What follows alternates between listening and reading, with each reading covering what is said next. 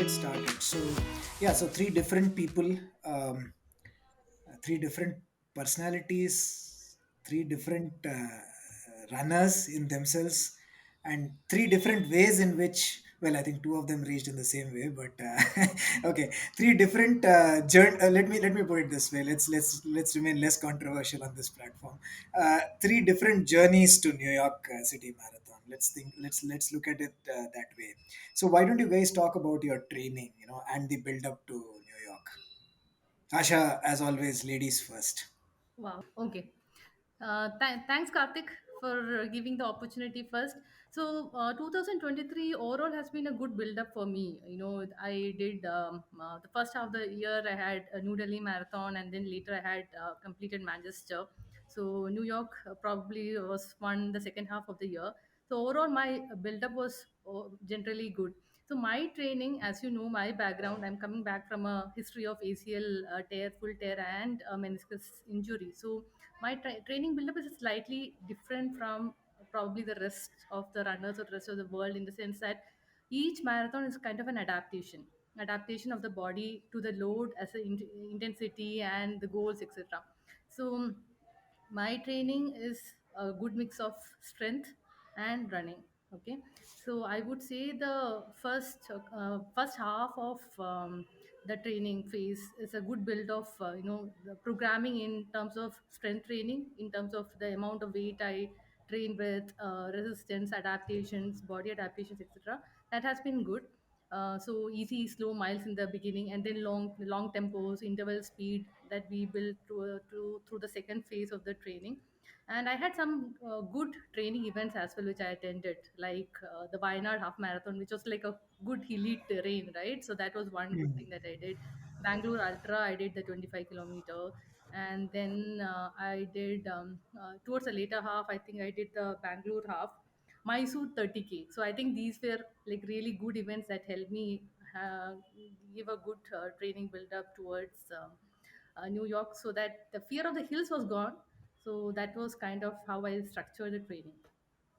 Oh, nice, nice. So, Aravind, building on that, you also kind of, well, the hill thing made you do something different, at least try, attempt something different. That it didn't work out completely well is a different story.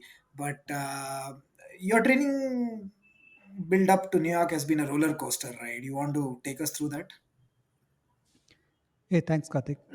So, first of all, the when I started training, the idea was that build on the training that I did for London, which I finished in April, right? So, I took a month for TCS 10K and all the annual ritual, which is something that I closed by May, and then June is when I started the training.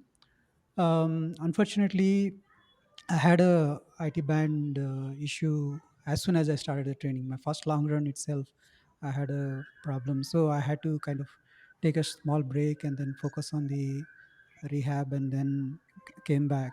So July is in reality when I started. So the idea when I started versus when I started in July has slightly changed, because initially the idea was to build on what I had done in London and then probably do slightly better.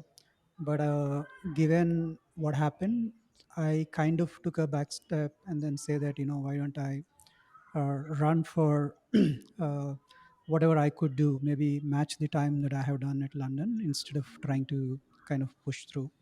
So that was the baseline. And then uh, in terms of the actual training cycle itself, for London, I did a slightly different way of training, a lot of long runs, high mileage training, 120 kilometers plus every week for almost about 12 weeks, which I did. So in New York, I wanted to try to slightly differently because the intensity of the race is different from London, both in terms of hills and thing in generally. New York isn't very predictable, unlike London, right? So the temperatures vary, etc. So I wanted to do a slightly different in terms of intensity wise. I had to kind of tune up the intensities during the training. um, Apart from that, hills is a good topic that you mentioned. So in my case, I didn't do anything specific for hills.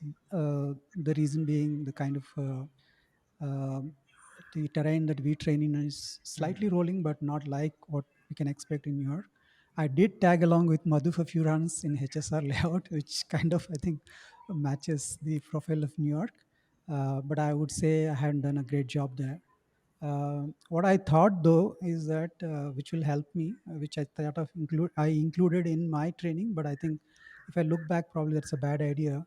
I thought doing Ladakh marathon as a in the intermediate stage as part of my training will help me, because one, altitude will help me, and then second, I was also thinking it'll help me with hills. But it kind of backfired. I couldn't do very well at Ladakh, and that kind of dented the confidence as opposed to helping me. So that's pretty much what I did. Other than that, my training was, as I said, slightly intense compared to my earlier cycle. Distances wise, I kind of tuned down a bit. Like instead of 120 kilometers, I was doing 80 to 90 kilometers. So that's how I did. Okay, nice, interesting. And that kind of brings me to Madhu, right? Just before we make a brief, I'll just make a brief segue before I come to Madhu again. So one thing, probably that some, like we all know Vijay Raghavan Venugopal, and he's run New York twice, and he made a very interesting observation. He said that Hyderabad, the Hyderabad marathon, or the Hyderabad, more importantly, the Hyderabad half marathon, Mhm. it kind of is a good build up towards New York. So those who are probably looking at doing New York next year, or in subsequent editions, you may want to kind of sign up for some of these races. This is a key takeaway, right? Asha mentioned the Mysore 30K, for example, right? I think that's a very nice rolling feature, and particularly for people who live in Bangalore or the southern part of India, it's not that much of a travel in terms of reaching Mysore as well. And then Hyderabad is another one. Ladakh, yeah, Ladakh is also a good idea if you can probably sign up for a half. Only the fact is that the amount of the logistics are a little bit more challenging. Just wanted to make a brief point there, which kind of brings me to Madhu. Madhu, you've had a packed season, right? You've been slaying one world major after the other, basically, right? And your last marathon rather, before you started training for New York was, of course, Boston. Yeah. So, how different was your build for New York than it was for Boston? So, I read this article somewhere where they say, where they implied that Boston is all about the hills and New York is all about the bridges.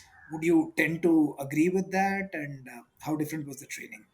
Well, thanks for having me, Kartik. First of all, I hope you can hear me. I've been having some Yes, we issues with the mic. can. Okay, cool. So, congratulations to Aravind and Asha too for finishing the New York Marathon. All of us have the medals with us, so that's great. Coming to your question, Kartik, yes, I think I've been doing far too many races in the past 12, 13 months. So, I guess eventually, if I look back and see the results on in New York, tend to tell me that I should not have done that, or I should take some larger gaps in between. Nevertheless, in terms of training per se, I would say before Boston, a few weeks before Boston, I did the Tokyo. So my main race training was for Tokyo, and that was mainly all flats. I was training on flats wherever possible in HSR. Of course, I don't tend to look at it too much in terms of, okay, I should do only flats, or I should do some hill training or anything. But primarily, all my race based runs I tend to do in the terrain which suits which mimics the race. So it was for Tokyo, it was more or less it was flats in HSR. Okay. Leading up to Boston, yeah, it was all of us, of course, the dream run to run there in Boston, and you read up so many things about Boston and the hills and the downhills at the beginning and stuff like that. So mentally, I was fully prepared for it. Though I did train the downhills more than the uphills for Boston. So I went up the 27th main up to the top where we all train, and I ran down till the outer ring road. So just to get a feel of at race pace how would it look to run downhills. So that's what I did specific for Boston. Coming to New Okay. York, of course, all of us know that the bridges are there, and they're there at times when you don't want them, but unfortunately, you need to get across them. So again, here I went the other way around. So I did my race pace training uphill on the 27 main. So use the 27 main to get the simulation to go uphill and see what can be done. That helped a little bit. But yeah, again, marathon is a marathon for a reason. So you learn and move on. Wonderful, wonderful. So, So, for so all I think some context. The three people on this call, apart from me, are all part of HSR Mafia. So they refer this Mafia. 27 main uphill, downhill. No clue to others. So just to give a probably some introduction to HSR terrain, what it is, Yeah. I think it will help.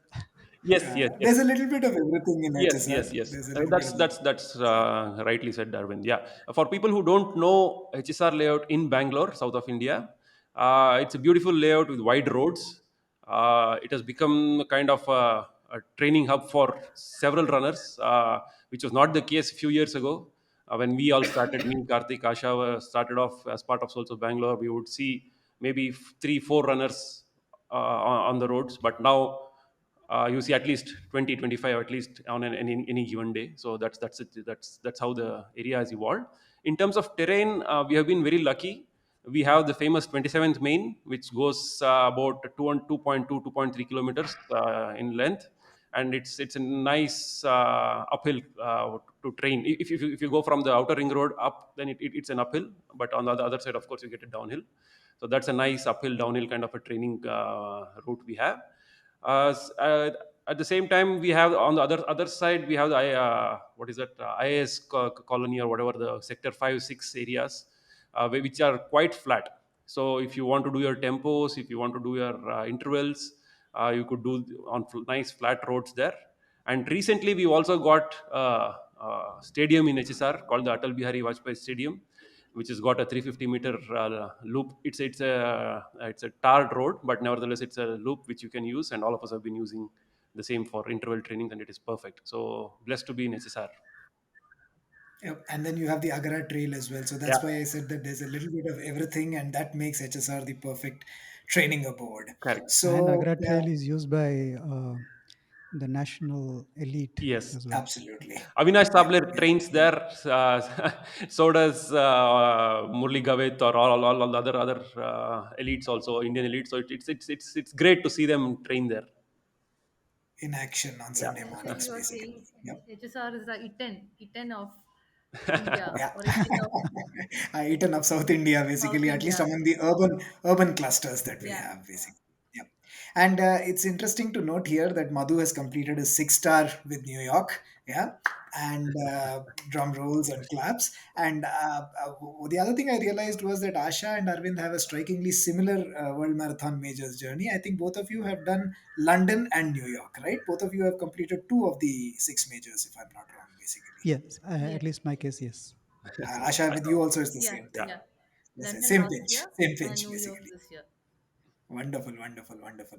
So that kind of, yeah, and we also have a podcast. So for those of you who don't train with a coach and want to do a self coached kind of program, Arvind and Madhu have sorry, Geeks on Feet has basically done a podcast with Madhu on how one can go about devising their own plans. Basically, if you are more comfortable working with yourself rather than working with a coach, so we'd urge you to check that also out on our Geeks on Feet page, basically, and we'll probably put it as part of the show notes as well.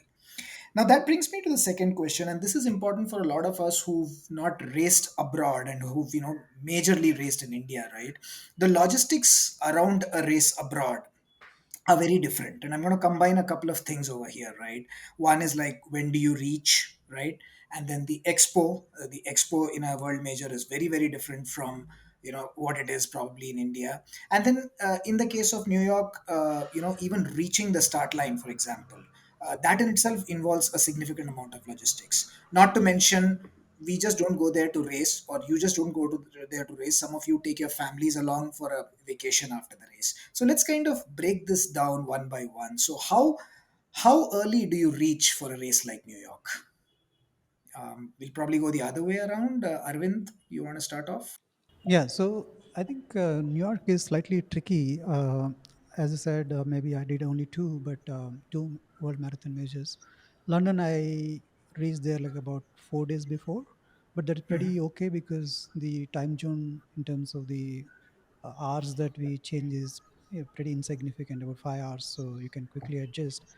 But New York, you're actually kind of losing 12 hours, right? So which I think is an important consideration when you have to plan it.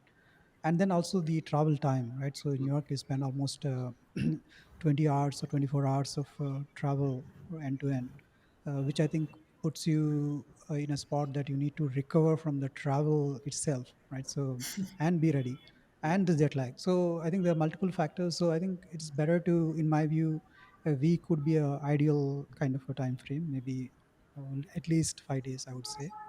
Five The other days. challenge I see is jet lag, right? So you're completely going on the other side of the globe, so which would mean that you have to switch your day, which is the difficult part in my view. That is something that I'm sure everybody has their own tricks, but in my case, I travel as part of my work, so I figured out few tips and tricks which I use to get adjusted quickly, so that helped. Um, yeah, I think in my view, I think to your question, to be pointing to pointed answer to your question would be 5 to 7 days. I think is a nice time frame. Nice, nice. And Asha, I'm assuming you also would have probably reached. You would have used the same time frame, right? You'd probably have been. You would have reached a week before the race proper, right? In your case, now you took your daughter Shreya along, right? And then you're also somebody who likes spending time at the expo.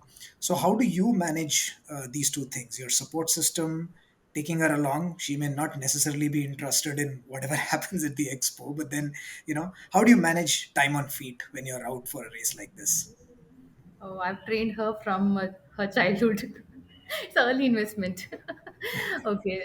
Yeah. So Shreya has gotten used to me. That's a different matter altogether. It's much easier for me to bring her along with me because it makes my life a lot easier, right? Because otherwise I have to entrust her with somebody at home. So she had a visa. It just was convenient, so I took her. And it was not easy this time. New York did give me a little hard time, even though I'm like an avid traveler and all that. I think one main thing was that I did not really account for the amount of jet lag and fatigue that I would have, considering that I had a really tough 1 week before the race. Like I was really very busy with, if you know, I was busy with Beyond 42 organizing.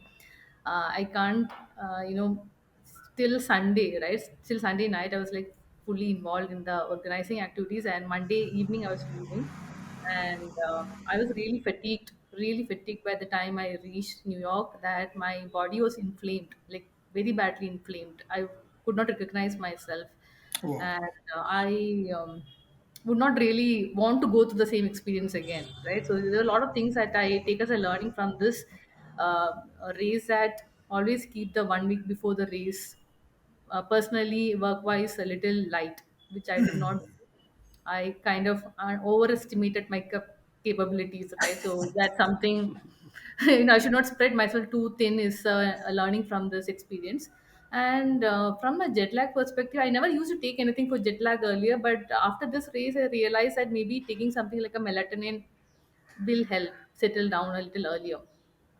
It should help. And I used to take magnesium, as a supplement, because it helps reduce soreness and inflammation, and helps in recovery. But somehow I think even this whole cycle I could not take it. So I would suggest, if you're traveling to US essentially, and you want to get over jet lag, melatonin is a supplement. It might help. A lot of people recommended that I should have taken it. That's something that I should do. And bringing that Shreya element. So this time what happened was, though it was for a race, I took her along. So I cannot be entirely in the race mode, right? I mean, she would be bored. So I had to be a tourist also before the race. So, I had to take her around places, take her to the see the Statue of Liberty, and here a lot of walking and roaming was around before the race, which I would have ideally avoided. So Okay. before the race, there was a lot of foot time, feet time, and a lot of fatigue, that compounded. And it was absolutely not really good, or at least I would say that I would not go through again. Got I it. will be very Wonderful. careful next time. Really nice perspectives, and good that Yeah. you there's a whole bag of learnings out there. Which brings me again back to Madhu. Madhu, people travel with one or two people to support them. You travel, you're like the Indian cricket team basically, right? Wherever you go, there's a whole support team. Whichever corner of the world, there's a whole support team that goes along with you. How do you really manage the logistics for a support team basically?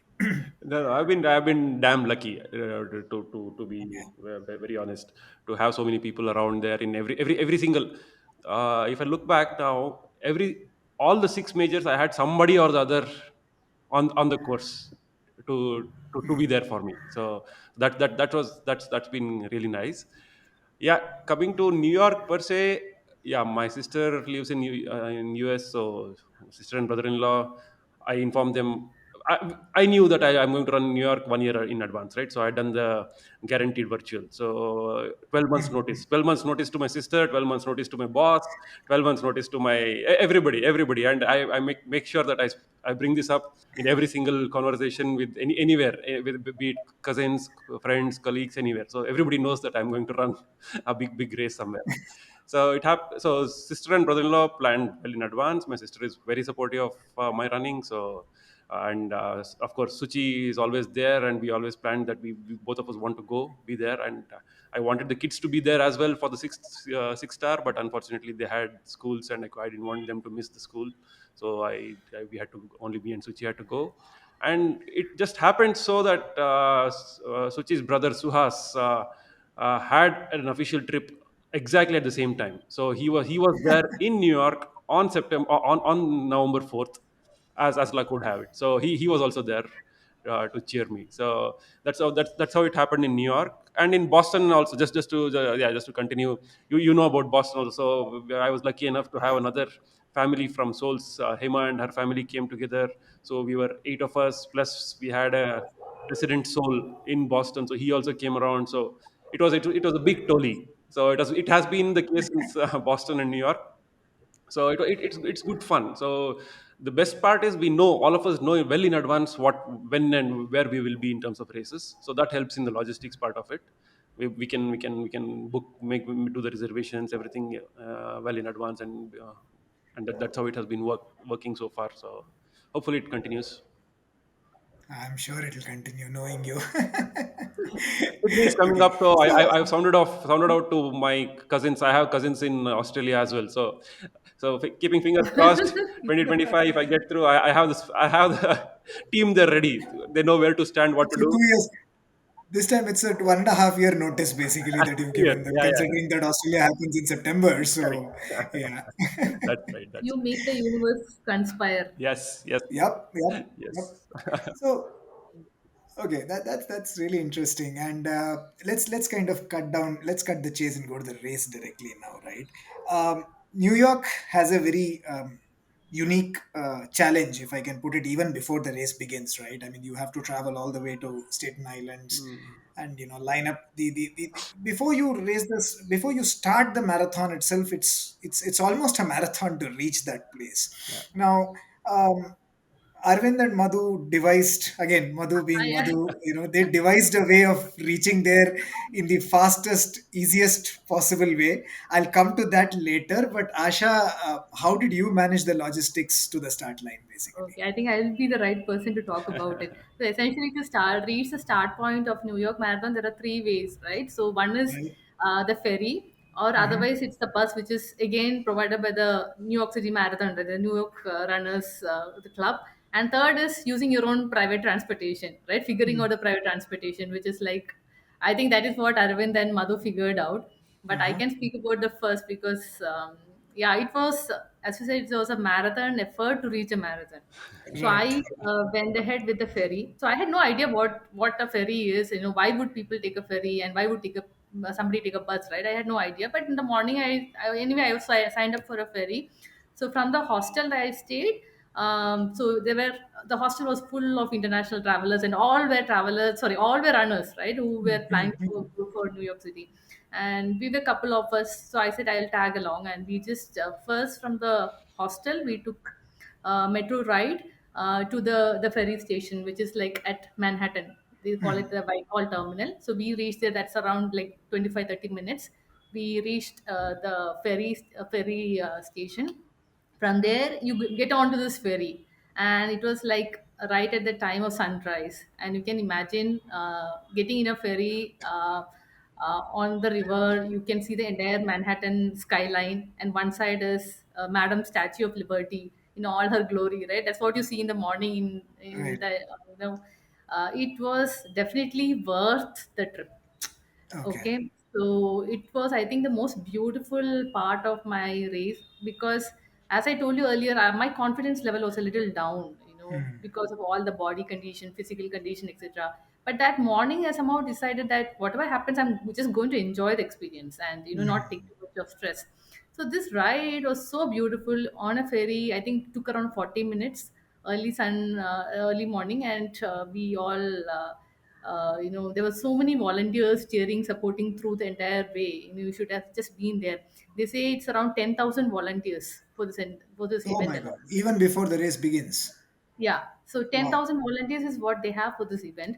Oh, And you take a ferry, so almost like 40 minutes, and then you reach the island, right? That's Staten Island. So Staten Island, you reach a place called the St. George Terminal, where that is where you deboard. And from there, you take a bus which takes you to Fort Wadsworth. That is the village, the runner village. The entirely, I think it nice. took me around probably 3 hours, right? Oh That's my the, God. because see, I woke up at around 3 o'clock, because I woke up. Then 5:30 I started. So by the time we reached the runner village, it was around 8:20. So you can My. imagine the amount of time that's already spent. And my race time was 9:45. Oh, So it's been such a long journey, but I do cherish it. It was a very beautiful experience, and wonderful, wonderful. yeah. And So, this time, Arvind, somehow you I want happened to carry my phone, so I had a lot of videos captured as well. that's a nice Yes, thing to do actually, keep yourself engaged without losing much out of much of energy for yeah. such a long wait actually. Arvind, you want to talk about the hack that you and Madhu kind of figured out to reach the start line in the quickest possible It's time frame with it's the least amount of energy expended. it's not a hack. It's not a hack. It's well documented and very much Yeah, available everywhere. yeah. Anybody can do that. So the trick is that you have to stay New Jersey side of things, Yeah. not in Manhattan. So if Mm. you're on the New Jersey side, then you could reach to Staten Island through Staten Island Expressway, right? So which by the way gets closed at 7 o'clock in the morning. So either you have to start early enough that you take the expressway before it closes, or the other option is to take an exit and then go through Staten Island's the neighborhoods and reach.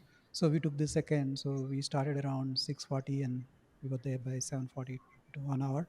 And Wow. the savior here is Shiram, a colleague and a friend. So who uh, generously accepted us to generously no, said that he will drop us. So he took the pain to wake up in the morning. In fact, we stayed with him overnight in his home, so he welcomed us. So that basically that part is pretty simple in that sense, and it And is Sriram stress did free. this even though he was not running the race, right? Yeah, he wasn't That's running. Yes. something. Hmm. And Yes, by the yes. way, Talk about good he I Samaritans. think he's a runner. He can understand, what Absolutely. runners go through. He's a six-star finisher as well, and he did Oh, his okay. New York in way back in 2008. So he's a veteran. So Yep, yep. Yeah, Madhu, definitely. you want to add I something would to it? just like to interject and say, real hope Sriram looks at this video at least this part, and really thank him for accepting me at the last moment. In fact, I was shamelessly trying to get invited to his place, and finally he bit the bullet. Though I did not tell in so many words, but finally he had to bite the bullet and call me and invite me over and say, okay, you can come over and stay with me, have dinner, and then anyway, Arvind is here, so we can all three of us can go together. So I said, yeah, I will definitely do that. So whatever I wanted, it So, happened. Asha, So it's nice, and yeah, he being a runner, he knows exactly what it means. the lesson here is that you are not shameless enough to get yourself invited by Sriram, actually. No, no, this time I don't mind. I love the experience. Probably another time if I do New York, I might do the hack. Okay, nice, nice, I nice, don't want to nice. miss So the yeah, ferry. I think through all these conversations, we just wanted to bring out for those who are planning to do New York, the logistical challenges involved in probably reaching the start line even before you start the race. So it's like running a marathon even before you run a marathon, actually. Now let's talk about the course proper, right? Um, New York is known for its crowds. I mean, from you only, you guys only have learned that, they make you feel like a rock star, to put it in one sentence. Um, is that necessarily a good thing, or is that something that can put you off your plans? I mean, talk us. So there are two parts to this question. Talk us through the experience in itself, particularly in relevance to the crowd, and secondly, is it necessarily a good thing, or can it also be something that backfires? Okay, we missed Madhu, but he'll come back. So, Aravind, why don't you go first? So, in terms of crowds, this is something absolutely incredible, right? Imagine you have 2 million spectators on the course, right? Right from the start point, except the few bridges where they don't allow the spectators to be in. You you see every inch of the course is filled with spectators, and then they're shouting, cheering, and you have all the placards, and for their loved ones, they're showing the placards, and then there is music, and it's like a carnival, and you're running through the carnival, right? So that's how it is. um, I'm not sure if it'll put you off, because I remember running Mumbai for the first time, and I saw a few people cheering here and there, and I was so happy, and I'm sure a lot of people love Mumbai because of the crowds and the cheers that you get. And imagine 100 times of that, right? So that's what New York feels like. And No, so but okay. So probably, I'm sorry to interject here. What I meant by putting you off is that, let's say you come with a plan to New York to run the race in a particular pace, or in a particular way, but the moment you get into these scream tunnels, you feel like a rock star, and the plan just goes awry. Basically, okay. it's all about that it can happen, right? That energy can really be disconcerting. So, Yeah, yeah. is that a inherent risk of running in New York? Absolutely. I think I mean, in fact, I'll probably share the link as part of the show notes about my race report. The first stretch of, just to give a view in terms of mental model of, how the New York race route is, you basically start at Staten Island, and then you take the Verrazano Bridge to go to Brooklyn. And from Brooklyn, you take another bridge. I think it's called Pulaski Bridge to Queens, and then Queens to Queensboro Bridge to Manhattan, and then Manhattan to again Bronx, and then Bronx to back to Manhattan. Right. So this is the five boroughs you cover, and the Mm-hmm. first borough, which is the Brooklyn, as soon as you, in fact, what is interesting is as soon as you start, you're basically on the bridge, right? So you're actually first couple of kilometers, you're actually climbing up, and then you go down, and then you enter into Brooklyn, and you see the crowds, and you cheers, and it's a flat course. As you pass through Brooklyn, Brooklyn is fairly flat, more or less flat. So there's no bridges, nothing. So that kind of I would assume for everyone, right? It raises up your endorphins, and you feel testosterone, whatever the hormones you have, which will make you cheerful. So it can put you off. And in fact, in my case, as I said earlier in my race report, I mentioned it. I went too fast, right? So Okay. the initial plan is that I will be conservative in the first half, and then probably finish strong in the second half. But as soon as I started with the same pace as London, while I was not at the same fitness level. So yeah, Ah, it can dampen your plans if you're not careful enough. Yes. not careful No, enough. but maybe, Nice, maybe if, nice. if you don't mind, I can just come in, No, no, Kartik. you can continue from there, So yeah, actually. yeah, So I was bringing that's in a the very valid conversation. point. In fact, I would say you are looking at it from a perspective that the runner gets carried away because of the energy Right. there. That I would say is more or less up to the runner to control. But one, if I may say, negative or the whatever improvement that I sent as a feedback to New York road runners when they reached out. I'm sure they reached out to everybody. Is that there were a couple of places in the route where the crowd was over enthusiastic, and they came onto the streets, so it became Oh, quite narrow. So, like oh. you said, if I was still, that was in the initial, I think the initial first 8 10 miles, if I Mhm. remember right. So I was still very much in that mode of, okay, I'm calculating every mile of mine, I need to be on this thing. So I'm, and those few places, it really irritated me, kind of thing. Yeah, it's all in good faith, good, they want to encourage us, but then give us the space, kind of thing. And New York being New York, we are 10,000 people starting in each wave, so it's always all through there are people with you. So Right. that was a slightly, I think, I saw in one place that the police were trying to push them back, but I don't know what happened afterwards.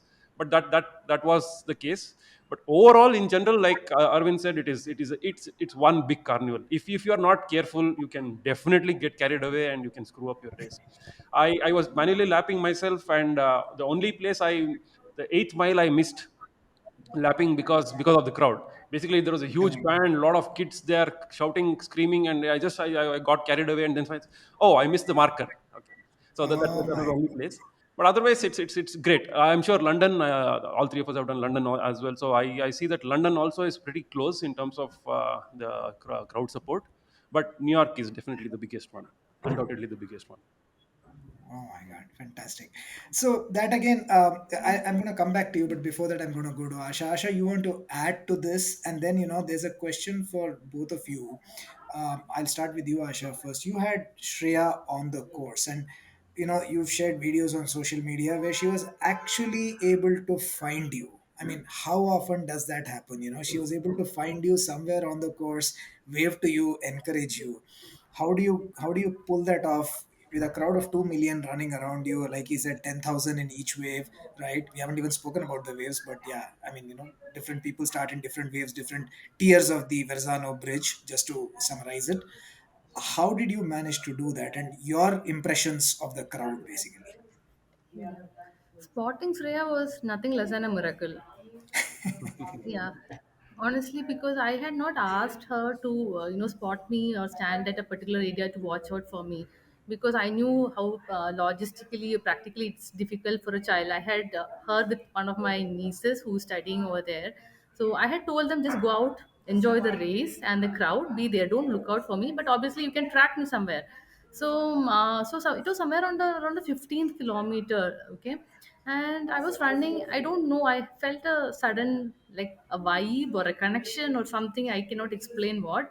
I just turned around like this. At that point, there was no reason for me to just look to my right and I see Shreya standing there. Okay, it was not planted. It was not something that I can ever explain.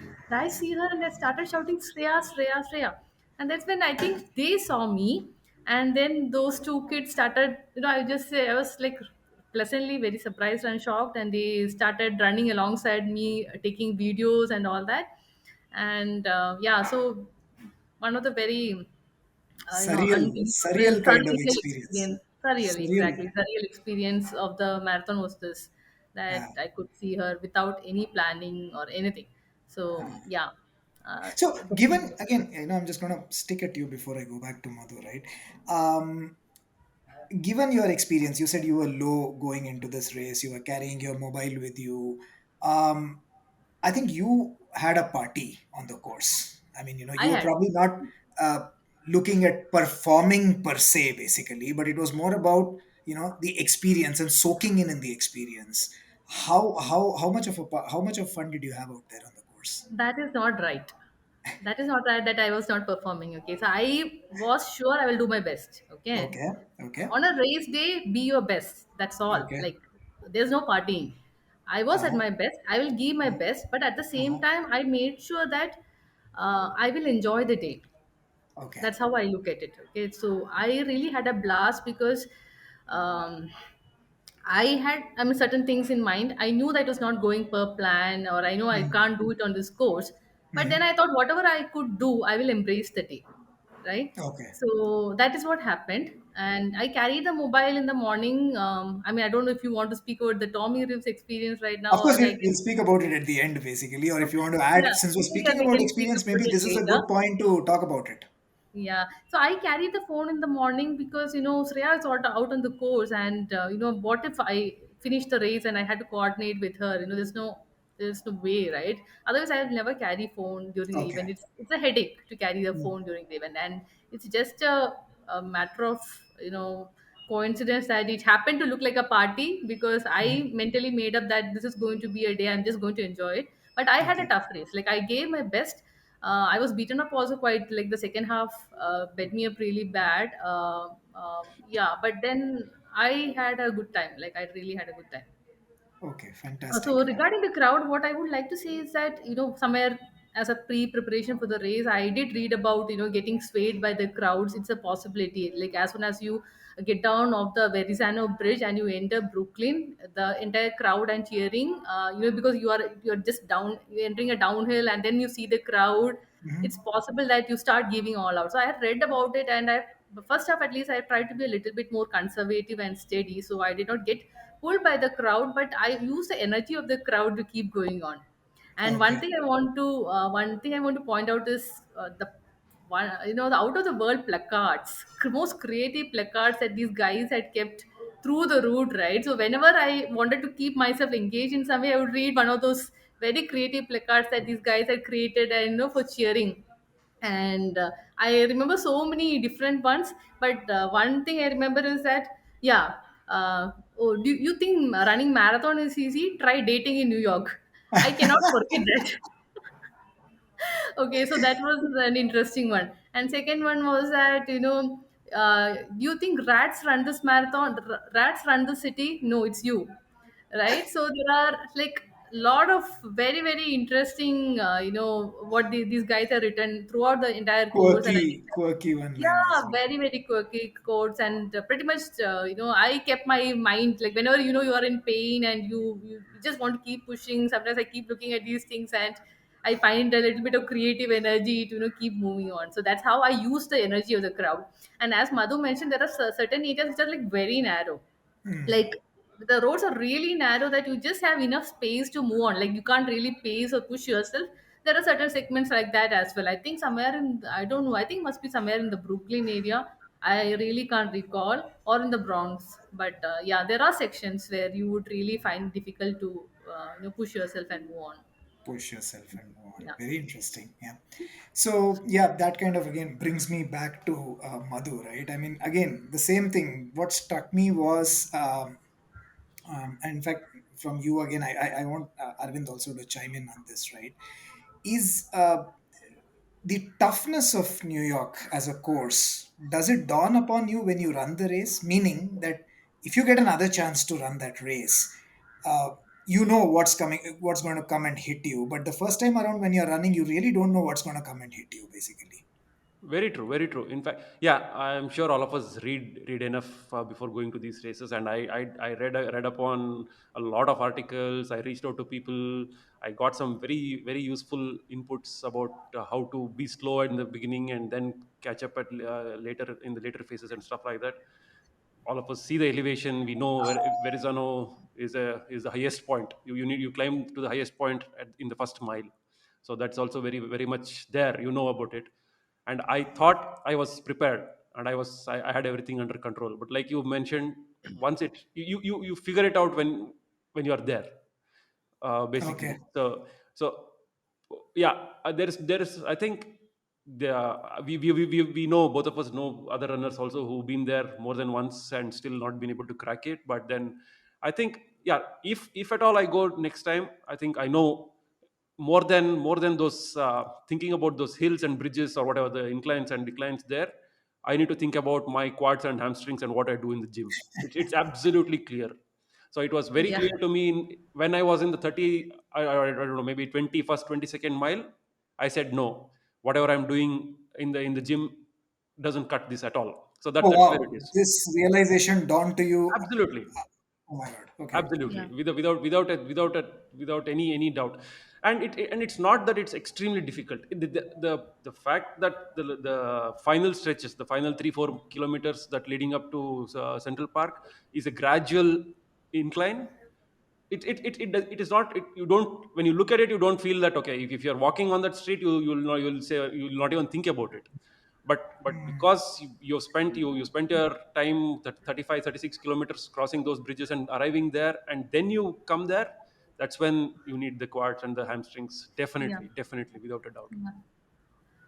Yeah. I think what I could not, what went wrong with my whole overall thing was that my nutrition in terms of the gel intake, right?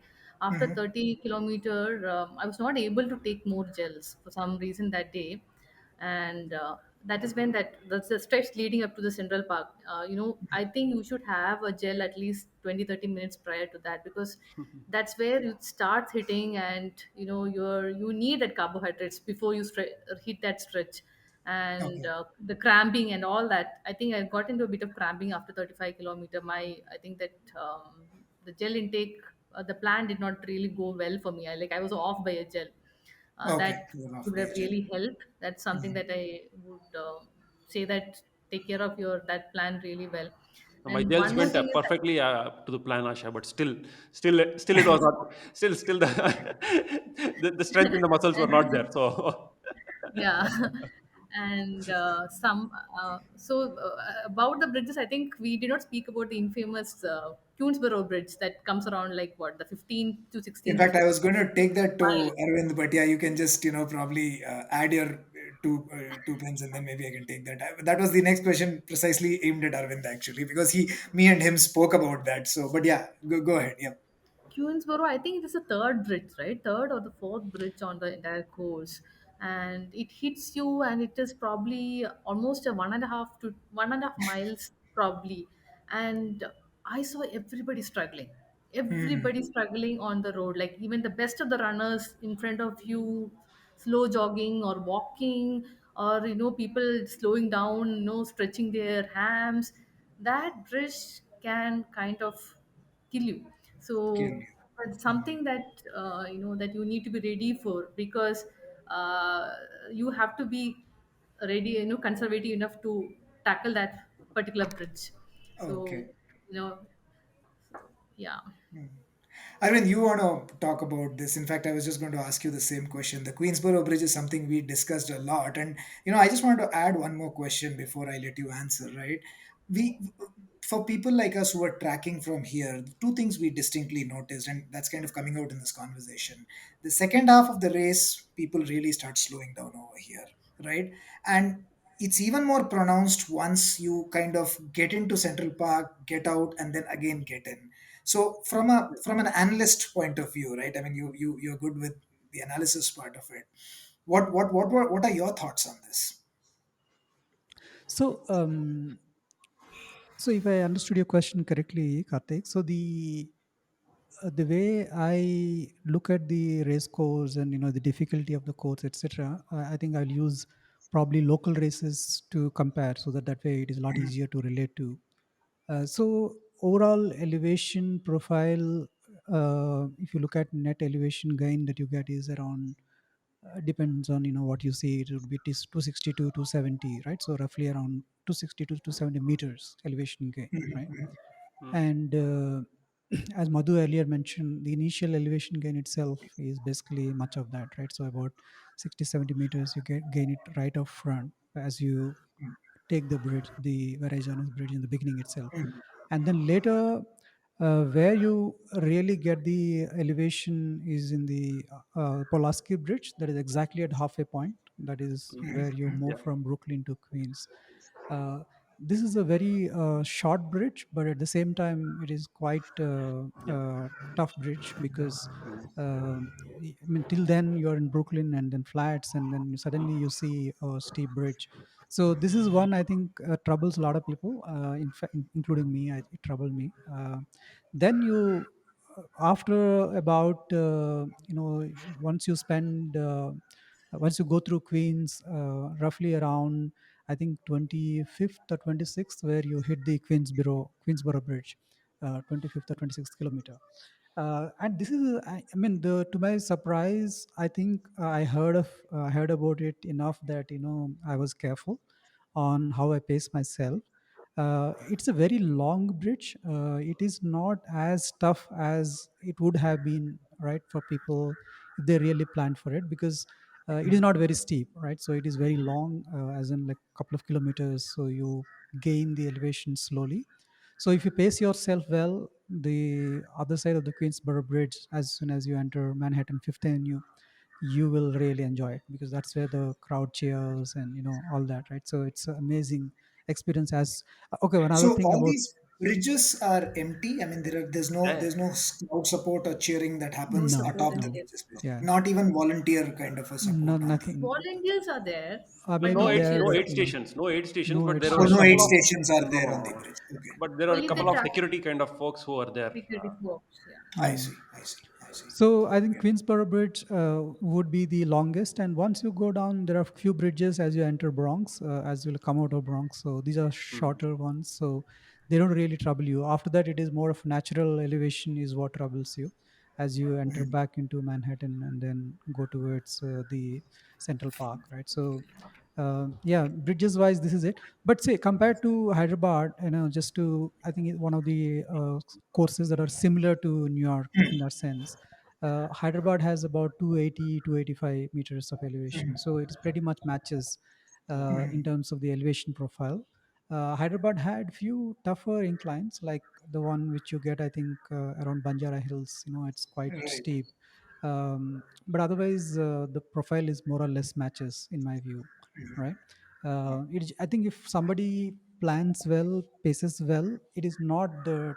I wouldn't say it is very tough race, right? So, but I think you have to be really careful in terms of your pace planning and then how you go about Yeah. tackling them, right? So Okay, okay. But So whatever the we saw inside Central Park, people slowing down, is that the result of the accumulated fatigue of, whatever you've yeah, done so far in reaching that point? I mean, because we saw this a lot basically, right? I mean, and I think there's a stretch where you get in and then you again get out and then again you get into Central Park, but people literally kind of slowed down over there. I mean, yeah, for yeah. people like us who are observing, we could see that. So it's just kind of, and you're saying it's more of natural incline. So should I assume that it's all the accumulated fatigue of all the bridges before that, kind of results in that slowdown?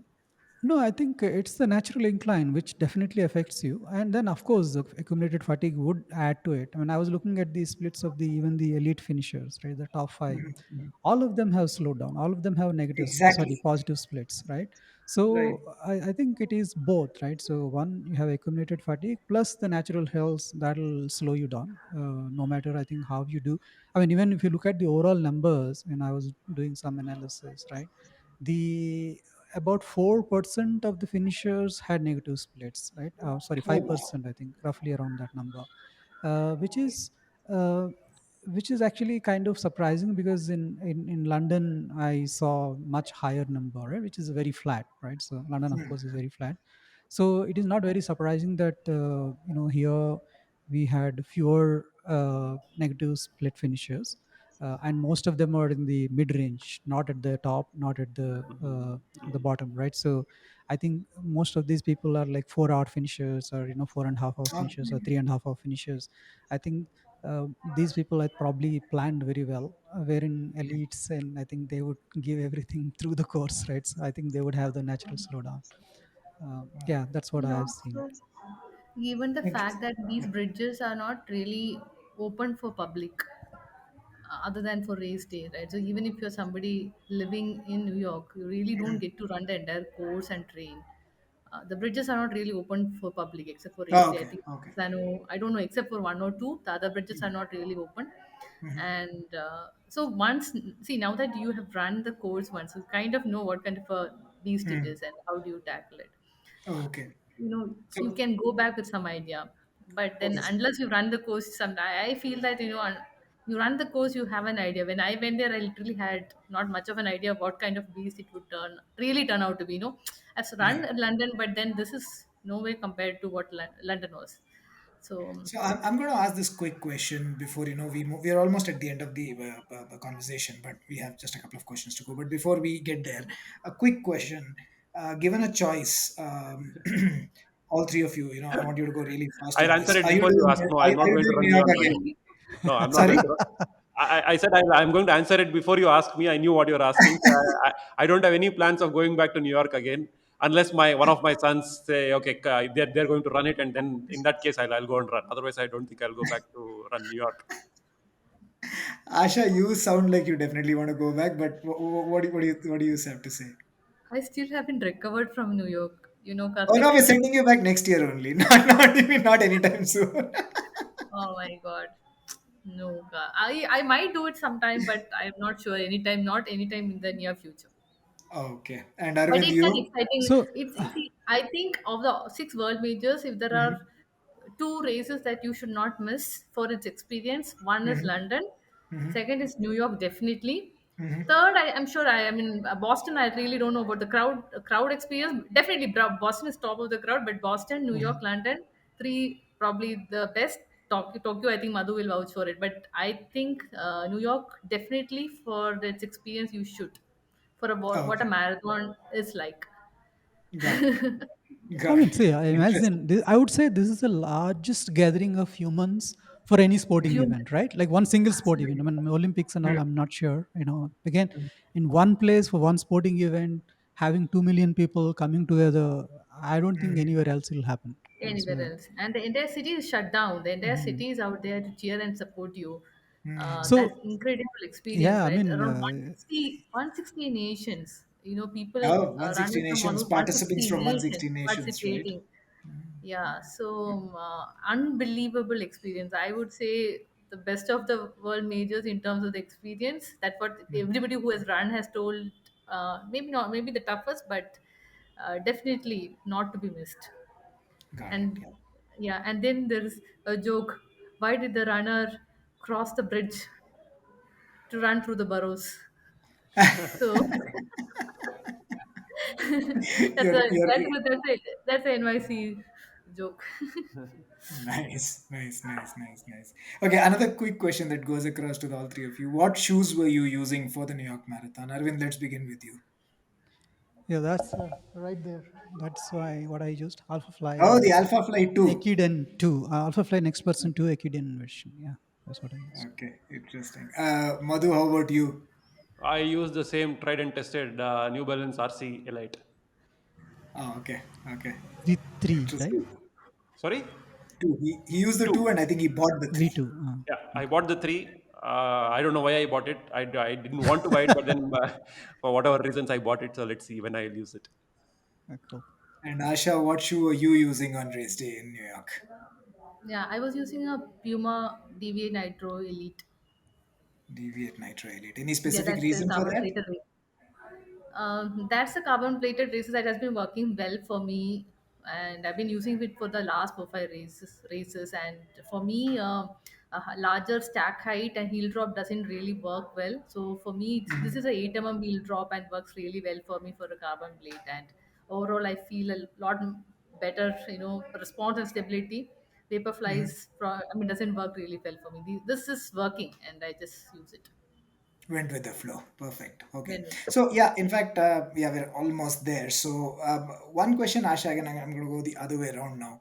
Um, Given the New York course, if there is one piece of advice you would give anybody, Madhu said this, he realized it somewhere in the middle about his quads and hamstrings. You are somebody who's, been through an ACL, been through the entire routine, and, have upped your strength and conditioning game. What would be the specific advice you would give a trainer basically who's training somebody for a New York City marathon? Training a runner in the gym for a New York City marathon, what would be the kind of workouts that they should incorporate for a course like New York, basically? See, I can't really recommend workouts because overall it's a lot of overall conditioning, right? But Let then me I let would me kind say, of paraphrase it, right? In that case, I didn't but mean workouts. What I meant was what muscle groups would they really yeah, be targeting for New York as compared to any other race that mm, the person would be running. you really need to train for the finishing hills. Okay. So that's going to make a lot of difference. The first 30 kilometers, obviously, you push through, but the last 10 really matters because your quads, your calves, hamstrings, everything is going to be taking a lot of beating. So I Hmm. guess a lot of strength on the lower part of your body. I mean, I did a lot of strength, but I feel more than the strength. What could have worked a lot better for me is, I think, I a lot more of longer, easier runs would have helped me around 35 kilometers, right? That kind of fatigue, if I had built in, it would have helped me a lot better. And this is somewhere I read from a few of the seasoned New York City marathoners that they carry something called the pickle juice. Okay, Sorry? pickle juice. Pickle juice. So Pickle in juice. Okay. you get something called a pickle juice in the US. You Uh-huh. can get to buy it. So they carry it along with them, and they use it around 33, 34 kilometers. And essentially, they say that it helps you get rid of the cramps and gives enough minerals to the muscles to keep the avoid the cramps. I have not tried it, but I think these are like the salt caps that Univate All probably get right. from. I'm not really sure, but this is something So, that I've seen New York City runners recommend, that they carry this pickle juice small vials, and they take it around 33, 34, and they say that it helps with the cramps that builds around the last finishing miles. So the So got idea it. there was, so basically cramps, there are multiple reasons, right? So people say it is because of electrolytes and salts. So normally the standard assumption is that you are low on electrolytes, hence the cramps come. But the also there is another major factor in cramps is the what we call CNS fatigue, central nervous system fatigue. Basically, you run for so long, you fatigue, your muscles basically doesn't listen to you anymore, right? So they basically contract and extend, based on what they feel. So because of the fatigue.